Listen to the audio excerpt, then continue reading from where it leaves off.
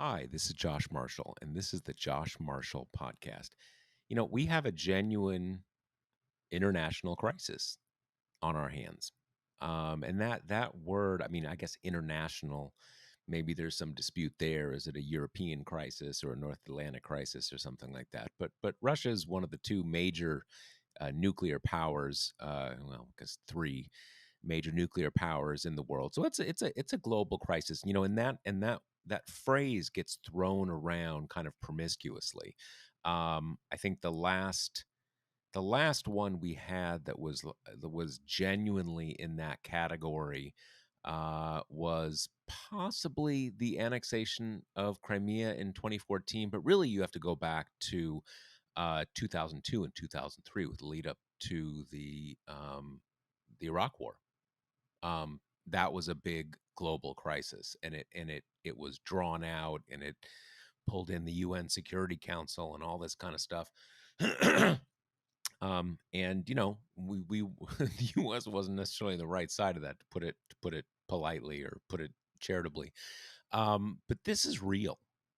It's not quite the July crisis, which is the term that historians use about the lead up to World War One. The sort of the there was a period. God, I'm spacing now, but I think it was roughly 6 weeks between the assassination of the Archduke in Sarajevo and the actual commencing of hostilities in World War One. But this one's big, and it has this character that we saw in the 2014-2015 crisis, where they call it information warfare and all these kind of names, but it's basically mind games play a big part in it.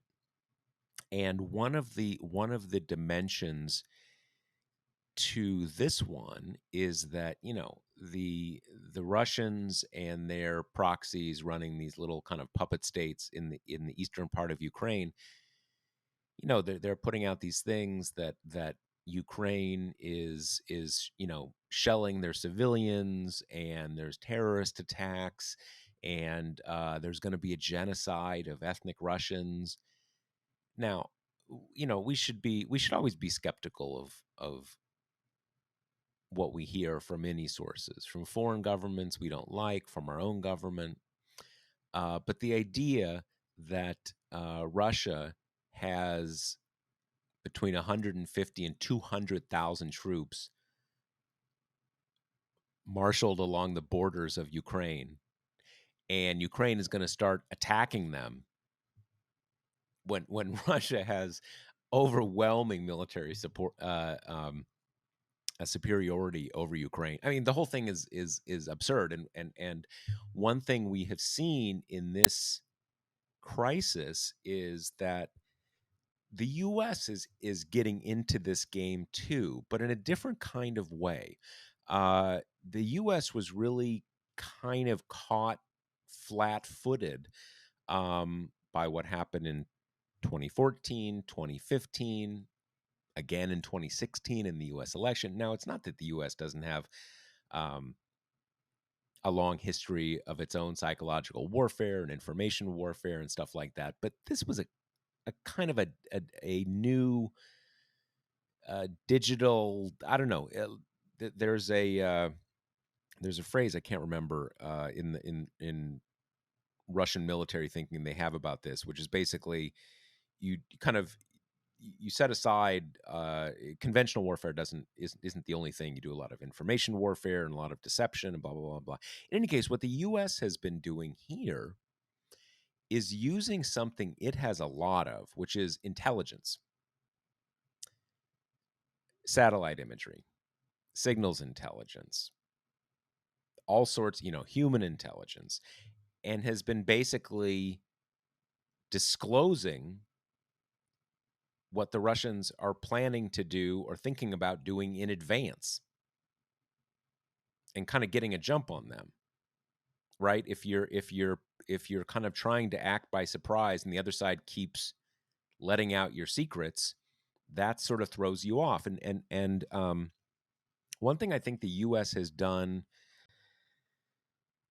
pretty well over the last month has been that everything has been previewed.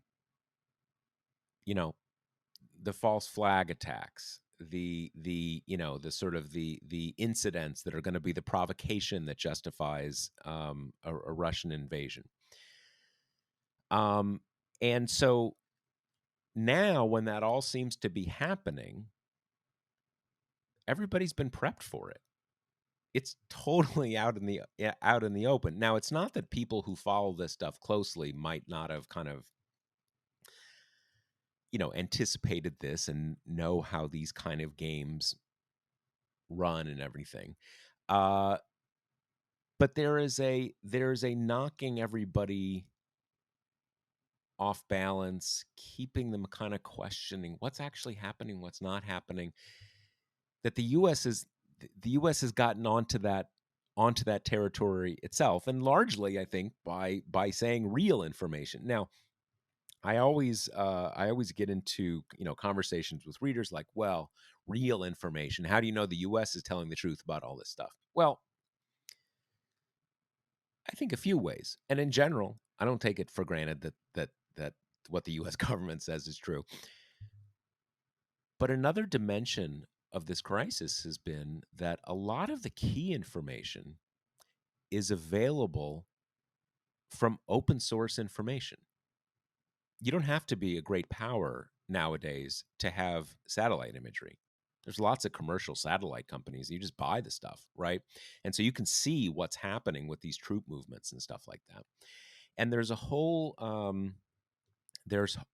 world of what they call open source intelligence people who operate on social media, who basically are pulling together TikTok videos and things on Twitter, and there are ways to verify these things. And they've actually, you can say, "Well, Josh, what do you mean? What you see on TikTok that you're gonna assume that's true?" Well, these people, the ones who are good at it and have good reputations, they have ways of confirming stuff, seeing where a particular video was taken and lining it up with stuff. And you bring in experts on different kinds of military equipment and say, well, this is that kind of tank and stuff like that. So a lot of this is confirmable by non-governmental entities. Now, as I'm sure you've noticed, and one thing I was kind of interested to see is that you don't have to be politics obsessed to be focusing on this. The whole people in the United States are really plugged into this and concerned as they should be. You've probably seen over the last 72 hours that Vladimir Putin gave this very incendiary speech in which he laid out his sort of full list of grievances about what has happened to Russia after the Cold War. Essentially argued that there is no Ukraine. Ukraine is just part of Russia. It's part of Greater Russia. The fact that it exists as an independent state has to do with sort of random decisions that Soviet leaders made 100 years ago and subsequent, in the over the course of the history of the Soviet Union, and how the Cold War ended and the breakup of the Soviet Union. So this is a fake country as far as he's concerned, and it's long been known that he thinks this, but he said it publicly and in a very aggressive way, and sort of made clear that NATO is not the main issue here, at least with this. The main issue is that Ukraine's part of Russia, and that's the issue. And NATO is only an issue to the extent that it might further pull Ukraine, which is part of Russia, away from Russia. So he said this, and then he went ahead and had the Russian Duma um, formally recognize these puppet statelets, these two kind of little, quote, so-called republics on the basically on the border of Ukraine and Russia, but on the Ukraine side, recognize them, and then so basically carving up parts of Ukraine, and then acceding to their invitation to to bring in Russian peacekeepers, i.e., to be occupied by Russia. Now, there's a little information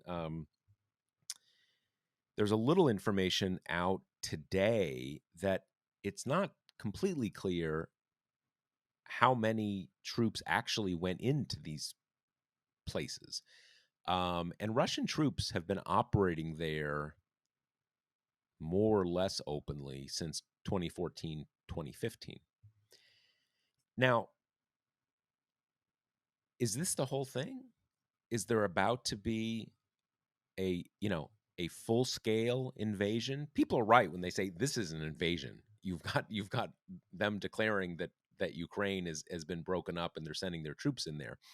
But a kinetic invasion where they're actually fighting the Ukrainian army, is that still going to happen? Now, one school of thought here is that these two statelets, have a certain amount of territory they control, but more than twice as much more that they say is theirs, but is still controlled by the Ukrainian central government.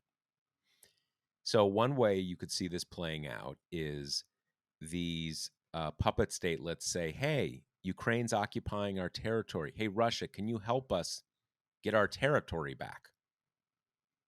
So basically, a further invasion is sort of dressed up as defensive in some way. But there's another way to look at this, and I'm not really sure which is more accurate, and I'm not even sure the people in Moscow know which is more accurate. Sometimes you let things play out and see where your best move is. But that's this.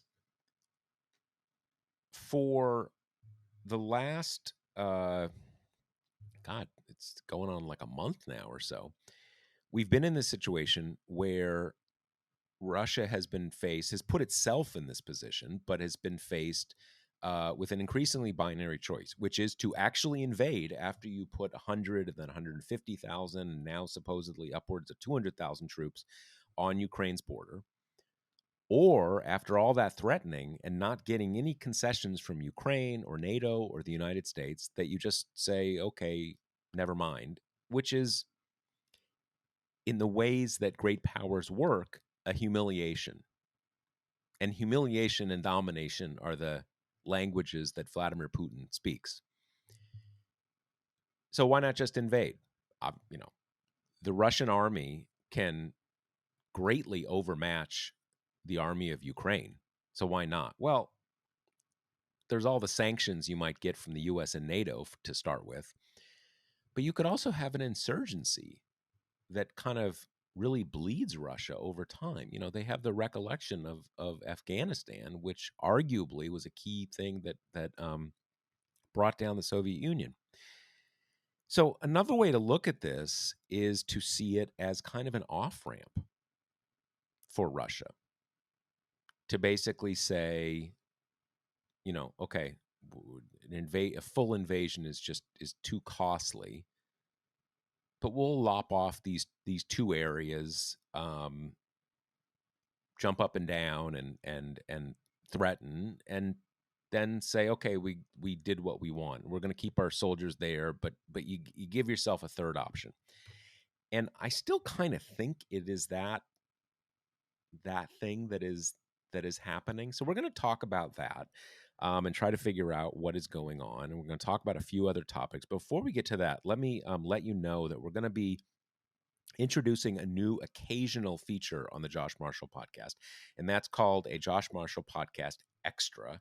And these are going to be extra episodes that, the alternative title was basically kind of random things that Josh might be interested in.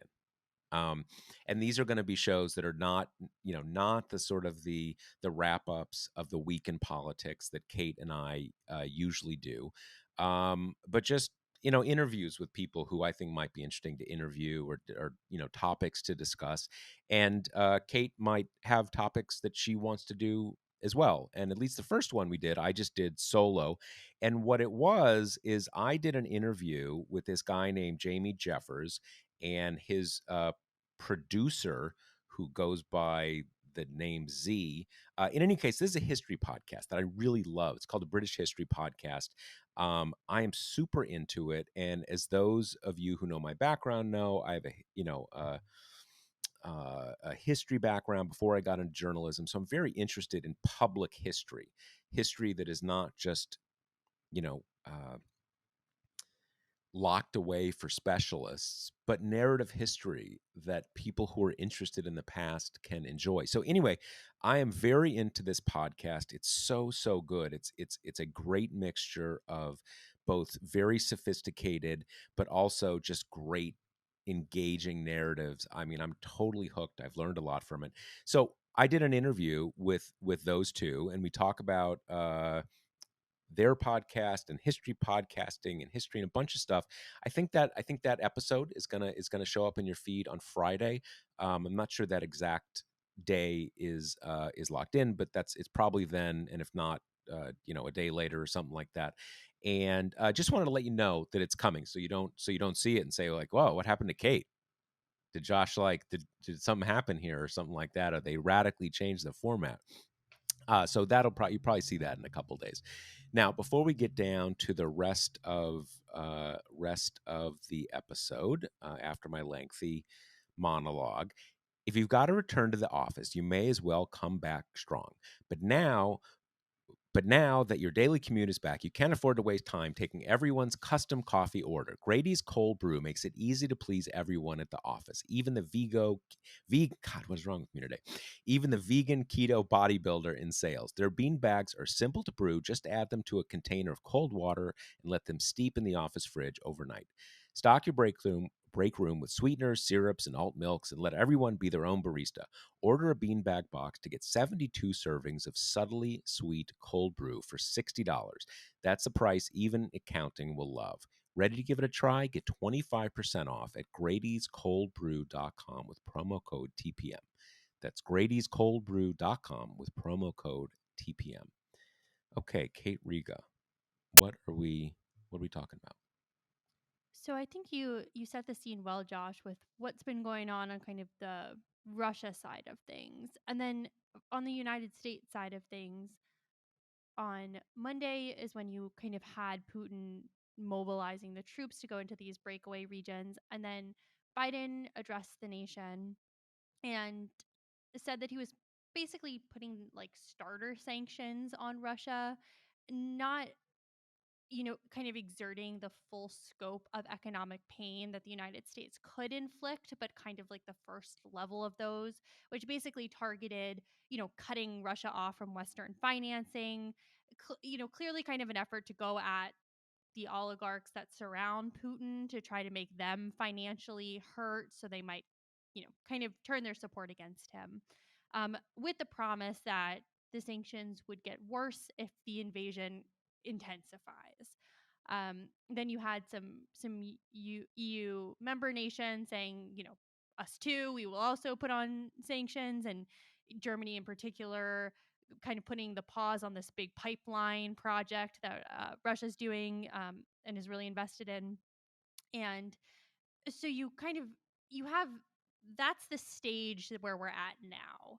And then we're in this very tense moment where we still have 150,000 Russian troops massed on Ukrainian borders that everyone's waiting to see, what's going to happen with them. Is Putin going to send them kind of flooding in? What's the next step there? So that's kind of the state of where we're in. And then, of course, you've got all the parties' responses to both Putin and how Biden has responded. And I think that one of the most interesting parts of how this has played out is the way that it's really just rent the Republican Party. Like, Republicans are truly all over the map in response to this. And it generally kind of into two buckets, one of which you have the more old school kind of hawkish Republican who's like, these sanctions aren't enough, we should go full bore right away kind of thing. And then you have the Trumpist Republicans, the newer generation of Republicans, who are going so far as to say Putin's right, America's wrong. And it's funny because I just wrote up a piece that our listeners can find on the website, but kind of organizing all the various arguments this far right contingent has used in defense of Putin. And it really does range from he's a strategic mastermind, I just freaking love him, to different reasons why Ukrainians are undeserving of any kind of protection, that they're the true villain, to then you kind of go off the map into, and what if this is all a hoax covering up for a Hillary Clinton scandal that's pretty impossible to decipher if you're not on a steady diet of Fox News conspiracy theories. There was a little boomlet on Fox, maybe late last week. I don't know, something like that, and it was basically that Biden was creating this crisis to distract from the Durham news that was coming down the Mm. pike after that whole thing where he had a legal filing that's God, it's hard to capture these things. Basically had some vague and amorphous claims about a Clinton campaign spying on Trump. He didn't really say that, but he seemed to say what he did say in a way that like Fox News would definitely say, "Oh, this was really," all this kind of so it's funny that you have I mean there's two things about that. One is that I think the for lack of a better word, the conventional Republicans have been relatively muted Mm-hmm. because I think they recognize that Biden is doing a pretty good job of this here. Now, that doesn't mean there's not going to be an invasion. And if they will be criticizing every possible thing they can criticize. But one of the big things about how this crisis has unfolded so far is that the NATO member states are in very tight alignment over this. And to the extent that there are you have the EU, you have NATO, you have other European states. These mostly overlap, but they don't completely overlap. And everybody basically on the NATO, EU, Europe side of things has been pretty tightly united. And I think if you talk to most observers, they agree that the Biden administration has gotten a bit of a jump on Russia by how what I mentioned in the monologue, their use of a kind of information warfare to sort of wrong foot the Russians by continually saying what they're about to do, or and this is another thing I think we've seen in this crisis, the United States has been playing up the chances of an invasion. I think in large part because an invasion is really likely. You mobilize almost 200,000 troops on a country's borders. What do you think's going to happen?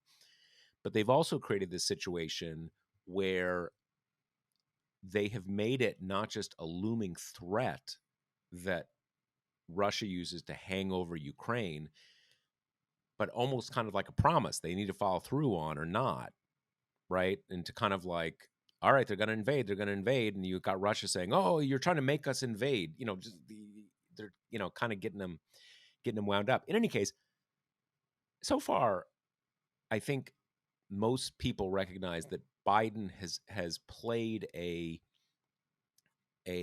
complicated hand pretty well, and I think that has kept the conventional Republican criticism somewhat muted. And then obviously you've got the rest of the Trump Republican Party, which, as you say, is like pro Putin.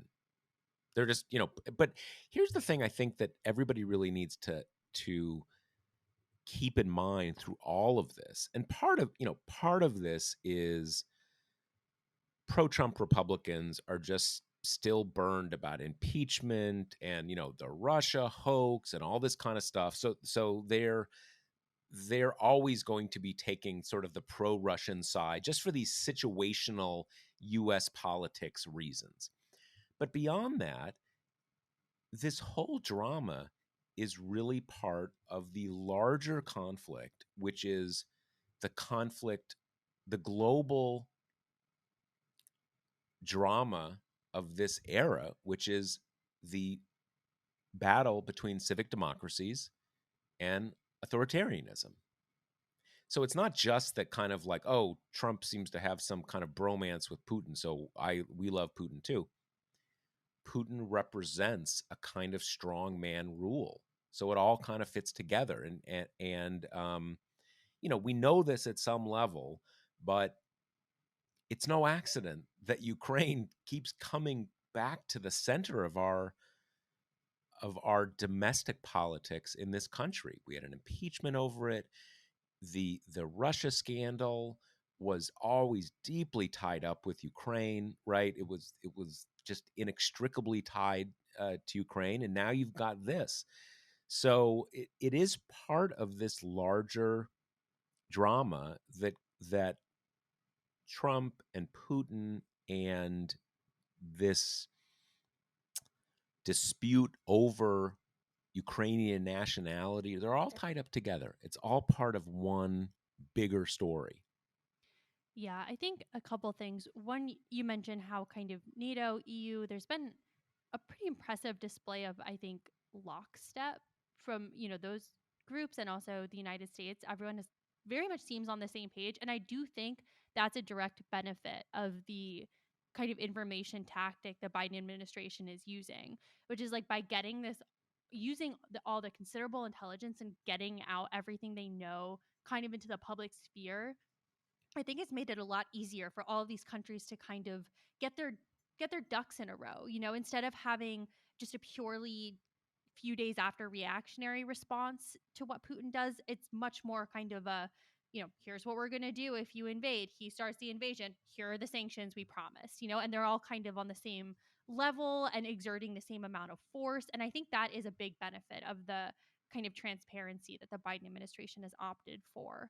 My quibble with the Biden administration's communications here is we heard this a lot yesterday and kind of the day before when Biden started talking sanctions and everything, which is there's been this real fronting of the potential knock on effects on gas prices here in the United States. And obviously, that's not something they're making up. There's Ukraine and Russia have control of oil fields and all of that. And it's a real possible consequence.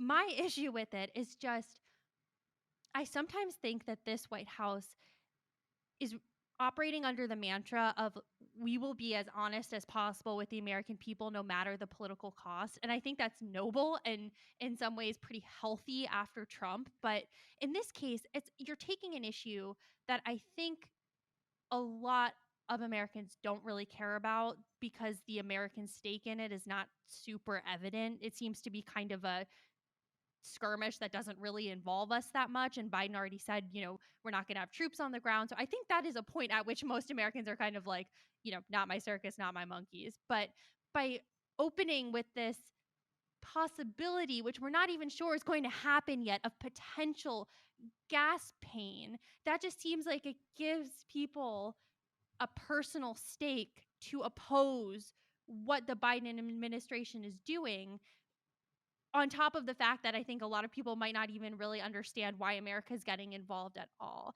And that's my concern. And Biden has fronted that. Kamala Harris put out a statement where the gas thing was front and center. And it's just kind of, to me, I get it. Like they don't want to be reactionary, but look at the kind of ecosystem they're working within, right? There are just so few channels for Democrats to get a positive message out about what they're doing. And Republicans have so many that it seems to me just a waste of that channel to kind of front a potential not yet happened negative consequence of what they're doing with Russia, Ukraine, on top of the fact that gas prices in actuality fluctuate a lot of the time and Americans usually don't notice unless it's some precipitous change from what it was before. Well, yeah, I mean, I think what they're trying to do is they don't want. I mean, this may really happen, Mm-hmm. and it's not just that that may happen. I mean, you could potentially have a situation where there are not just and here we're talking about natural gas, not gas in your car, but where they could have real disruptions of supply in Europe because I think it's something like 40% of the natural gas that is consumed in Europe comes from Russia. So they can play hardball with that too, and that can have all sorts of economic shock situations. So to some extent, they want to be saying like, hey, this could happen. Don't if it does happen, don't think we weren't paying attention. We know it can So they are they're I understand why they're trying to do that. I mean, you could have some real economic shocks from this, and you could also have things. I mean, I haven't just logically given supply chains. There's one of the things we have learned during the pandemic is the early 20th century economic and state system is pretty brittle, right? It's not very resilient. You can have just some breakdowns and it kind of ramifies across the whole world. But I take your point. I mean, they are uh, this is a tough situation, right? And there's also, I mean, one thing that I have not seen a lot of discussion of, but which seems very uh not at all unlikely, is cyber attacks in the US. You know, uh if the US has it in its power to really, really damage the Russian economy if it wants to. Now, economic, that's basically economic warfare. And countries don't always react well to economic warfare. And, you know, Russians, I mean, knock wood, they're not going to nuke us in response. Um, but they're going to want to do something. And that's something they're good at. Right. So you can have like disruptions. There's a lot of stuff that can, that can happen here. That's why this is like a really serious crisis. Um, uh, you know, yeah.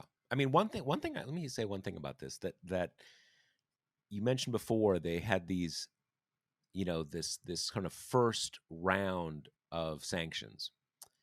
And there's been criticism from some parties like, oh, you're talking a big game and now there's only these kind of meh sanctions. I don't think that's right. There's a post dated this morning that kind of explains why. Um, but one of the things here, one of the dynamics here is that Russia has been looking for ways to kind of halfway do things, right? I mean, I do think if 100,000 troops roll from the east into Ukraine, I think that the Biden administration and NATO and the EU and all the different players here are going to do really draconian sanctions.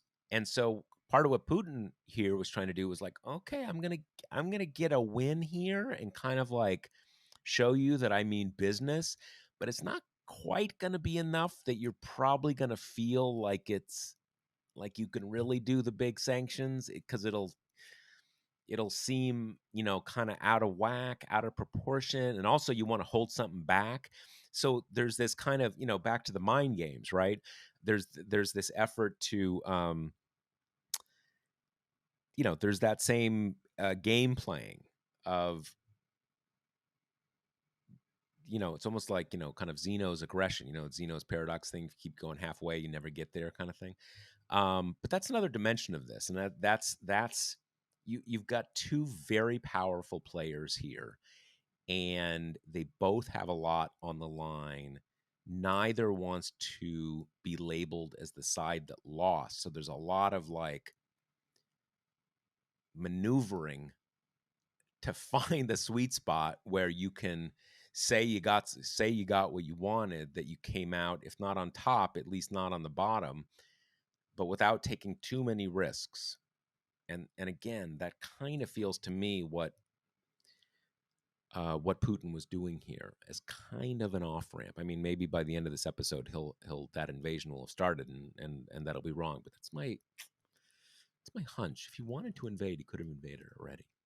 I mean, here's my thing. It's not that there could not be serious knock on effects from the invasion of the United States. I'm not saying that. I'm just saying I don't see the political upside in planting those seeds now when the situation is still extremely fluid and we really don't know kind of how hard Putin's going to go. And just aside from that, I don't it's like I feel that sometimes the administration tries so much to be honest and transparent that it results in a very muddied message because they're trying to say too much stuff at once because realities are complicated and nuanced. But I just think we don't know. We don't know. And if it is going to exert pain on gas prices here, that's something that they're going to have to deal with. And I think in the meantime, I don't think they should avoid it. I think if they get questions on it, they should say, we're working with, whatever gas producers in the United States to make sure prices stay stable, that kind of thing. But I think it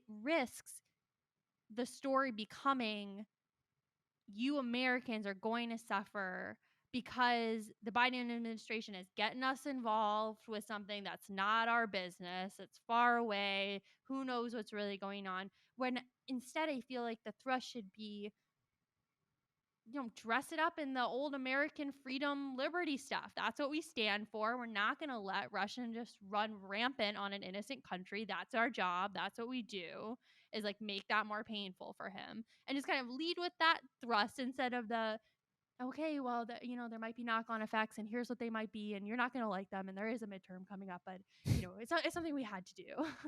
Yeah, I guess to me, I see this as they're trying to inoculate themselves. That if in the spring there's like a huge, or whatever point there is some disruptions either of natural gas or car gas or all these kind of things, that they'll be able to say, hey, we told you this was this wasn't us, this we told you this Russia thing might cause this, so just not our fault, kind of thing. You sort of you create a storyline that is, this isn't our mismanagement of the economy or Biden inflation or whatever the Republicans say. This is a cost we're paying because we're badass and we stopped Russia from annexing Ukraine. Right now, a lot of people probably like, hey, so why'd you get into that and make our cause these economic problems? But I think that's why they're doing it, and that does make sense to me. I think that is, even in political terms, um I think there's a logic to that. And I'm curious, it's funny, I'm curious how this shakes out politically. I saw some polls, and the polls basically just show that regardless of what, you can ask people almost any question and they'll say, but about 42% of people are supporting Biden. Right? He's just unpopular. And that's the sort of the thing. He's unpopular. So kind of like, what do you think how do you think he's managing the potato chip crisis? Well, about 42% of people think he's doing a good job. It doesn't tell you much, but I'm curious to see uh, how this shakes out over time. Obviously, what actually happens is gonna, you know, is gonna be a pretty decisive factor in how that turns out. I mean, just for myself, I think they, I think they're doing a really good job. Now, that doesn't mean everything's going to turn out well, but I mean, you you can't. This isn't a magic wand, right? It's a very tough set of variables they're working on, and how do you manage that? What do you do with the resources and abilities you have at your disposal to try to get, to try to bring this in for a safe landing, for lack of a better word. And through that, I kind of like, yeah, this is the best way to go about it. So that's my sense. Not that my sense will be um, matched by the larger American public. And to a great extent, what the American public wants is to go back to like late 2019. Not necessarily with Donald Trump, but I mean, go back to when things were fucking normal, right? I mean, when it go back to when everything didn't suck, and they sucked to a lot of people who listened to this podcast. things sucked politically in 2019. I mean, remember, right before we hit the epidemic, we had this bizarre scandal with Trump in Ukraine, and then Trump was impeached. I mean, it was a mess. But most people's lives, which is where most people live, most people are not addicted to politics. You know, the economy's pretty decent. There was no pandemic, right? Just everybody living their lives. People want to go back to that. So, through that prism, global sort of military crisis, that's not going to get people pumped. They want this kind of stuff to end. I do wonder if there's more advantage to be taken here with the kind of Republicans in disarray thing, because it's a bit of a piece of just yesterday or the day before, I can't quite remember, but Rick Scott kind of put out this like 11-point platform for the party, and it, included really bonkers stuff, including like tax hikes on, normal people, and just draconian type things. And it's funny because that is a similar divide. Of course, we have other factors going on here, like Rick Scott's personal ambition, et cetera, et cetera. But, you know, you've got him putting out this like incendiary kind of culture war loaded thing. And then you've got McConnell, who's like over in the corner, trying to draw a line across his throat, being like, we've got these midterms freaking locked up. Don't throw this incendiary stuff into the fire. And that is a divide that has been the Republican Party's biggest weakness since Biden took office. This idea that the only thing that can kind of lose them, particularly the midterms in this advantageous political environment, is if they let the Looney Tunes run the show. People who are so extreme and so crazy that they like turn off people who would have otherwise voted for Republicans. And that dynamic, I think, is present with this foreign policy stuff as well, where you kind of have the Hawks doing a muted little, Biden is weak, what you'd expect. And then you have the Tucker Carlsons being like, let's all move to Russia. Putin's the best.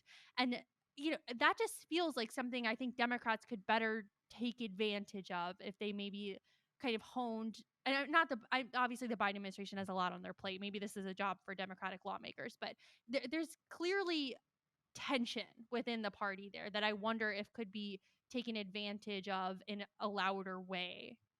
Yeah, I totally agree, and I think that for now, the Biden administration, obviously the Biden administration, they have a State Department and a National Security Council. They also have a press office, right? They should be able to Mm-hmm. do more, kind of different things at one time. For now, their time I think is best spent managing this and keeping it on the rails. But I do think that and I'm not sure you manage it and you have it come off okay, then you start clobbering them. Mm. That's when to do it. Um, the analog here, and many of our listeners will remember it, what you're describing, what many Democrats are hoping, and what a lot of Republicans are fearing, Rick Scott type stuff is going to do, is lead to a replay of what happened in 2010. Mm-hmm. And in 2010, uh, Obama was unpopular. You had, the Obamacare town halls and all that kind of stuff. Republicans were really pumped. And they, you know, slaughtered the Democrats in the House, but they didn't take back the Senate. And basically, they didn't take back the Senate because they had a bunch of nutballs running. And so there were a number of Democrats who pulled out their races by basically running against their opponents as crazy people, even though the climate was very bad for Democrats overall.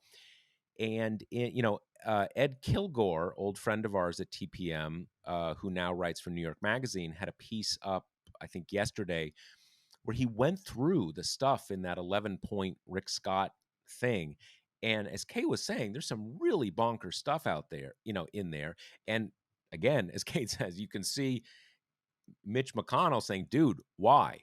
Why? I mean, there's a thing in there that says every federal law should be sunsetted after 5 years. So, Social Security, Medicare, civil, everything. Now, that is not only really bad on the merits, because if Social Security is sunsetted, and sure, they'll say, well, if you like it so much, you just repass it again. That's the idea. You got to repass everything every 5 years. How do you think that fight's going to be with maybe a Republican House, or if it's under Trump? I mean, these are disastrous kind of things. But also in political terms, you can say they are saying that Social Security and Medicare, we're getting rid of all of them in 5 years. If you can't do something with that politically in campaign ads, you need to look for a different line of work. And there's lots of crazy stuff. I mean, often there is crazy stuff that, like, Kate and I and probably you listening kind of know are crazy stuff, but it's stuff you got to get into the details Hmm. to see what the implications are. Well, if someone says they want to abolish Social Security in 5 years, you don't need any details. You know, almost everybody knows that's not going to be good. And the same with Medicare and everything. So, and as you say, you got Mitch McConnell here just saying, like, let's not run on anything. Right now, the election is Joe Biden versus the world that's broken. And, like, we can win that because Joe Biden can't defeat the world that's broken in the next 7 months, or however long it is, 8 months, 9 months, whatever. Why are you bringing something else in? Why are you making it Joe Biden against, we want to abolish Social Security? And there's all this other stuff. I mean, again, this is something that I'm not sure the public at large will care that much about, but they've got this thing that they're term limiting federal employees after 12 years. I mean, I know why radical Republicans want to do that, but good Lord, federal government's a big thing. I mean, there's in the real world, you need people who work in jobs or work at the same company for more than 12 years. I mean, that's obvious. These things are really nuts. And they're just, you can see a lot of Democrats are saying, man, they just served it up to us. Hmm. Like they just did. And you can see from a political perspective, the Rick Scott, maybe they'll gang up on Rick Scott and, you know, uh, beat him up or something like that and make him take it all back. But that's not how it works in politics. You don't have to say, well, they announced they want their program is to abolish Social Security, but then everybody got mad at Rick Scott, and Rick Scott said maybe we won't, so we're gonna add that to our 30-second commercial. No, it's out there and it's very detailed and explicit. Um, so that 2010 model is there's a real chance of that. And, you can't gerrymander states. I mean, they've already been gerrymandered, right? But you can't gerrymander them more. You gotta, it's hard to uh, run a crazy person at the state level, I mean, except in this, in Idaho or Alabama. well, and this also comes, last week we were talking about legitimate political discourse. I mean, it's not even just this one kind of Rick Scott data point. It's just there is a wing of the party that likes this stuff. This is what riles them up. This is what they want to talk about. And Trump is a member of that. So Yeah. to some degree, it's going to keep happening. And that to me has been the biggest boon to Democrats that I see going into the midterms. There's just an inability to kind of contain that element of the party because Republicans completely empowered it when it was Trump and he was president, and reap what you sow. So I don't know. I think it's a place for Democrats to kind of train their fire. Yeah, no, and all these things, as you say, all these things kind of come together. And I think that the political there is a chance for the Biden administration, if they can keep this Ukraine situation more or Hmm. less on the rails, that will add to a narrative that they're trying to build, that you may not like everything they're doing, but these people are experienced and they've thought it through, and that kind of all those cliches about the adults being in charge, which was a key thing, I think, largely unfairly, that the Biden folks lost after the Afghanistan withdrawal, because there was a sense of like, wait, I thought you were the guys who kind of like, kind of steady hand at the tiller and stuff. knew what you were doing, and now we're seeing, kind of terrified refugees falling off the wheels of planes stuff. Again, I think that was largely a bad rap, but it is what it is. That is how it played out. So there are some opportunities here. We'll see how it plays out for the Biden administration to win back some credibility with a portion of the public, thinking that they are, knowledgeable and trustworthy, and that's a good foil against the people who say they want, Vladimir Putin to be the next president of the United States. Right. Okay, we're going to do a quick update corner on two stories that we've been tracking, on the pod and on the site. One of which is, the truck convoy that started in Canada that's inspired copycats here in the United States. The plan of the so called Freedom Convoy here has been to come to DC right around the State of the Union, which, as we know, is coming up. The current iteration of the plan seems to be to block up, what they call the Beltway, the highways kind of encircling the city, um, to disrupt the heavy flow of commuter traffic that, comes in and out.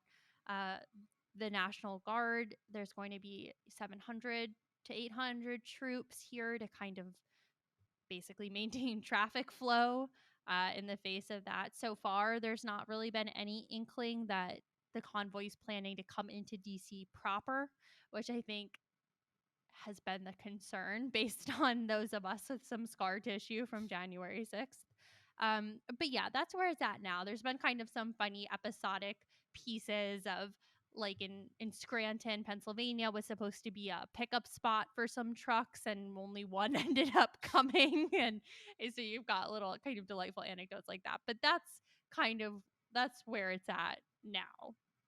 Yeah, I mean, I think, one of the things with what happened in Ottawa in Canada is that they let it get a foothold before they really understood what was happening, the magnitude of what was happening. And once you've got, you know, a couple hundred trucks and a few thousand people and they're all there kind of unseating that, that's a tense, tough situation. But what I hope they're on top of here in Washington in the US is, if you're ready for it, if someone takes their 18 wheeler out there on the Beltway and just kind of, arcs it to block and parks it, man, you have someone ready. You go up, arrest the guy, and say, "Give me your keys, and we're moving this out." I mean, you should be able to get a hold if you are ready. You should be able to shut that down pretty quickly. And I don't think there's anything I'm not thinking. I mean, yes, I mean, in theory, maybe the guy has a gun, he's going to shoot, but I doubt it. These people are not. They're not. The vast majority of them are not that brave or willing to risk that much. And to be honest with you, why do we have police? I mean, if we have people with guns trying to kind of you know shut down the roads, or, I mean, again, why do we have police? Why do we have National Guard if not for that? So I hope, and it does sound with this like National Guard thing, that sounds like that's where they are too. Like, we're Mm-hmm. not fucking around here. Like, you come in here and park your truck in the middle of the highway, we're just going to take it and impound it and throw you in jail, which again, they should. I mean, there's been this whole weird dialogue through this that, a lot of it is just bad faith squawking from Republicans, but like, oh, what about civil disobedience? Well, civil disobedience is, you violate what you consider to be an unjust law, and then you allow yourself to be arrested as a way to discredit the law and discredit the authorities who enforce the law. Allowing yourself to be arrested is the whole point. That, I mean, there are other forms of protest. You don't have to do that kind of protest, but that's what civil disobedience is. That's what the civil thing is, right? It's not like terrorism, where you say we're gonna just take over your roads and shut them down, and if you try to arrest us, we're gonna, threaten you with violence. I mean, it's it, you know uh it may be the sort of, the defining characteristic of Trumpism, which is low educational attainment, that there's some confusion here about the difference between civil disobedience and paramilitary anti-government activism. They're not the same thing. Civil disobedience, you allow yourself to be arrested. Right. I mean, and it's paramilitary activism with this like layer of white grievance that involves, and I should not be punished for, disrupting traffic or carrying around my gun or intimidating people. Like, it's my God given right to do this with no negative ramifications, which is, I don't know who told them that that's how things work. And the other piece of this, I think you touched on that was very correct, Josh, is that January 6th kind of showed us the benefit of security theater and the idea that seeing a lot of people in uniforms with guns is a pretty strong deterrent, um, or the lack thereof being an invitation on January 6th. So I just think the idea of having hundreds of these, like, national troop guys in military gear with all their stuff. I mean, it's hard to be a normal person and to be like, no, I'm gonna kind of break the norms and not listen to these heavily armed people and all this stuff. I'm with you. It just seems that after January 6th, it would take a while and a lot of forgetting for the city to ever kind of let a potentially dangerous demonstration come in without being very prepared again. And this is way too soon on the heels and way too kind of similar of a vein of January 6th for them not to be like, you know what, we're going to take an aggressive security posture just in case. Yeah, absolutely. I mean, as you this is the whole thing about the rap against security theater. The whole point of security is that you want to deter. That's not the only point. You can only deter if you can actually do something about it if it happens. But ideally, you want to deter. You don't want a situation where all your heavily armed police and National Guard are actually just like, going full Rambo on dudes and like killing everybody.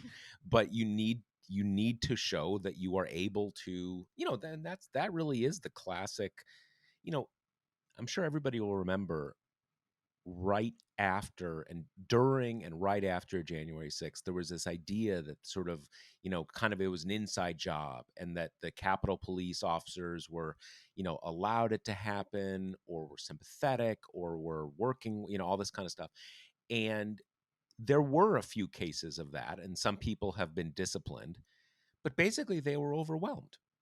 And if you are completely overwhelmed,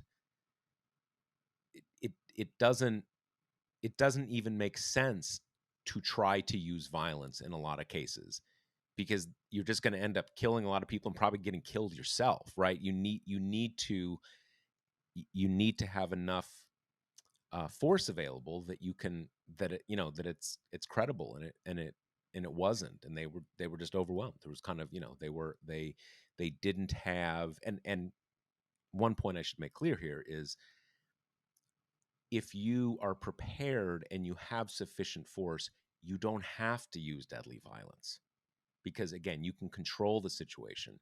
And when you can't, then you're quickly faced with really bad choices of, do we let these people come in and it's terrible, but probably it'll just, some vandalism, or do we actually start like shooting people, right? You get bad decisions, bad options when you're overwhelmed like that. Right. Okay. And the other piece of our update corner is that we are nearing the end of February, which is President Biden's self imposed timeline to announce a Supreme Court nominee. We will probably have that name by the time we record next. He's been doing interviews, some in person. The shortlist seems to be pretty much the same as it has been the whole time. Um, and so we'll probably get that announcement in the next few days. And then the goal of Democrats is to have her confirmed by the Easter recess, which is scheduled for April 11th. So that is Pretty short order. proceeding apace. Yeah. Yeah. So basically in March, that it's kind of get all that stuff done. Yep. Okay, so we have a question. We're Yep. We doing have one question. a question from Carl who says Josh writes of Putin, the most dangerous people are often those who are isolated and aggrieved and yet have the power to mobilize great violence. And he asks, will this violence take the form of cyber attacks against the West and not just Ukraine? Where will this lead us if there are counterattacks?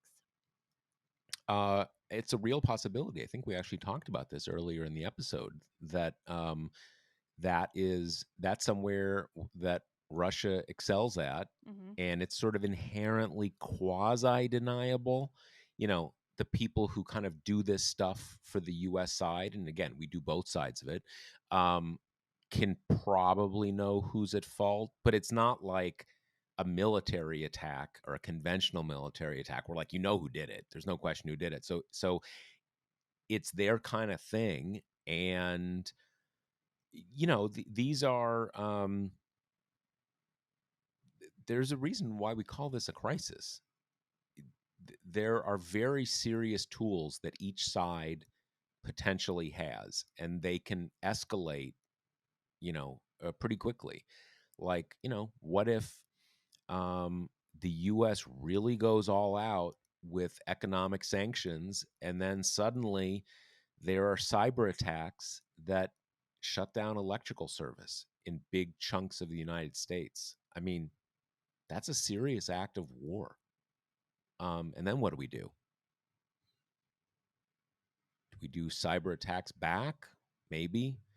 Um, we've kind of done all our sanctions. We're not going to get into a military. It's um, there are a number of bad scenarios here that could play out, and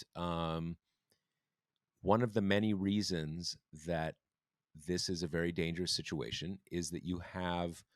I don't think Russia is one of the two most powerful countries in the world, but it's one of the country. It's one of the main military nuclear powers in the world, and both countries are kind of all in on this, right? Neither side is in much of a position to back down or to say, oh, you shut down and electricity. I'm just taking that out of the air, but that's the kind of thing you have to worry about. Um, to allow something like that and say, well, we did sanctions, you did that, so I guess we're even now. I mean, it's dicey and it's dangerous. I think there is a possibility this could really kind of escalate out of control. And that's scary. Right. I mean, I think the big hope now is just kind of, that Putin didn't go full bore invasion yet, and that the response with this kind of first tier of sanctions is all in the hope of providing some kind of an off ramp. You did this and we respond thusly. And if you do it worse, we're going to make life absolutely suck for you. So we're still in that kind of uncertain limbo between this is bad and this is a full blown crisis. Yeah, and I mean, one there've been a few articles over the last 48 hours in the US press, mostly feeding off reports that have come in from foreign heads of state who have met recently with Putin.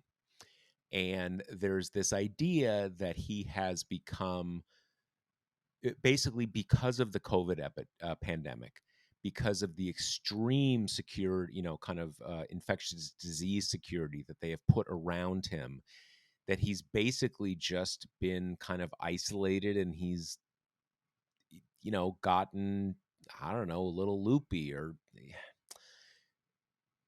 isolated, a little older, um, and that he's acting a little off. Now, you always need to be very,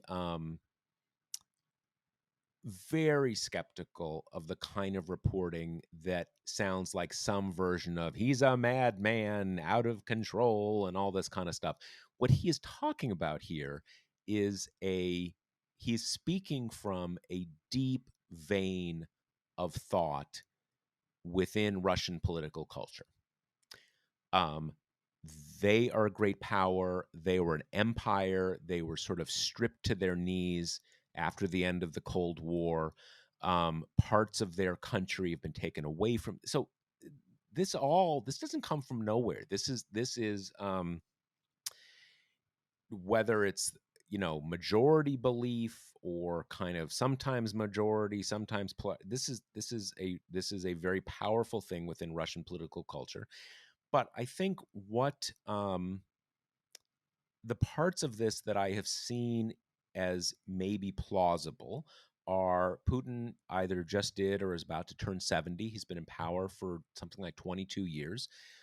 He won't be in power forever.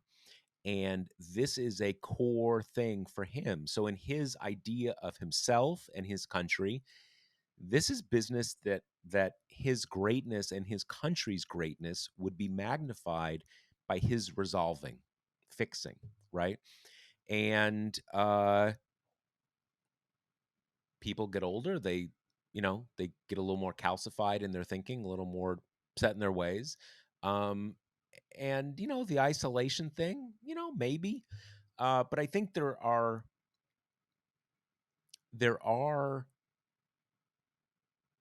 have been little hints here and there. Like if you go back a month, if you go back 6 weeks, there was some reporting that kind of like a lot of the Western diplomats who were having these back and forths, they had the sense that their counterparty diplomats didn't completely agree with what Putin was doing and weren't totally sure what he was doing.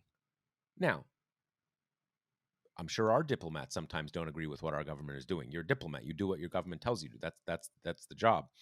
But I think it is possible that for whatever reasons, Putin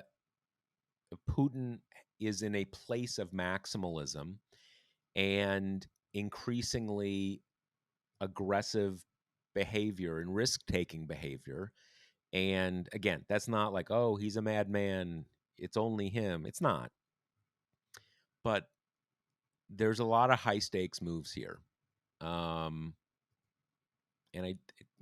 that's probably part of it. And that's not good. That's kind of it, I think. It's not totally it, because I need to remind you that the Josh Marshall podcast is brought to you by Grady's Cold Brew Iced Coffee. If you're ready to give it a try, you can get 25% off at Grady'sColdBrew.com with promo code TPM. It's Grady'sColdBrew.com with promo code TPM. And remember, keep an eye out for our Josh Marshall podcast extra, probably coming out later this week, where I talk to the creator of one of my favorite history podcasts called the British History Podcast. Again, that's probably going to drop on Friday. If not, maybe a couple days later, but keep your eyes out. And that's it. All right. See you next later. Week. The Josh Marshall podcast is hosted by me, TPM reporter Kate Riga, and TPM founder, editor-in-chief Josh Marshall. The show is produced by Jackie Wilhelm. Thanks to Why Not Jansfeld for our podcast theme song, and thanks to all our TPM members who make this possible. Rate and review us on Apple Podcasts, and subscribe wherever you listen.